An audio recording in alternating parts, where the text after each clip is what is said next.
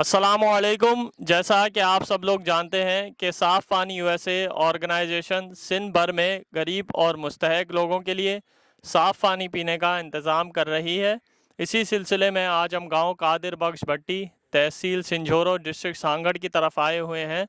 इस गांव की आबादी कमोबेश 40 अफराद पर मुश्तमिल है। गांव वालों को पानी हासिल करने में मुश्किल दरपेश होती थी। इनकी इस मुश्किल को हल करने के लिए ये शैलो हैंडपम्प स्पॉन्सर्ड किया है friends from New York city USA की तरफ से इस इलाके के ज़रूरतमंद लोगों के लिए। हम दुआ करते हैं कि अल्लाह रब्बुल इज़्ज़त friends from New York city USA के लोगों की इस खिदमत को अपनी पाक बारगाह के दस्त में कबूल फरमाए और उन्हें अपने हिफ्ज़ो अमान में रखे।